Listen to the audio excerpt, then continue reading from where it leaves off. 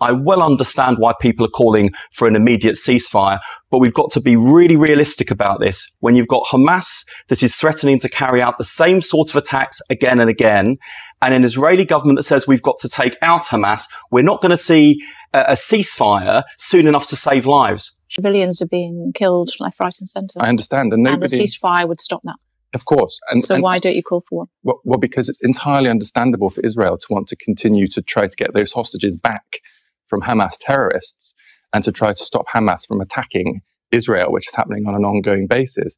Ceasefire is not for now the correct approach for two reasons. First of all, any ceasefire freezes a conflict, and therefore Hamas fighters, weaponry, command centres would still all be in place. But the time comes when you have a vote in Parliament and he, as leader, the person who wants to be the Prime Minister of our country, has to lead from the front and be decisive. For the reasons I set out, notwithstanding that I do understand why some are calling for a ceasefire, I do not think that that is the right call now. Keir Starmer is not a protest leader.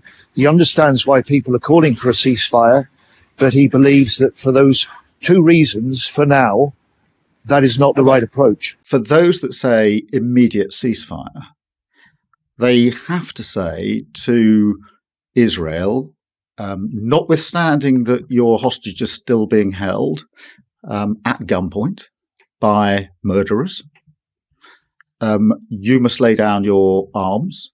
A ceasefire, to me, implies you freeze the conflict as is, the Hamas threat is still there to Israel. We're acting as we would in government, and that means we're backing Israel's right to defend itself. We're not calling for a ceasefire.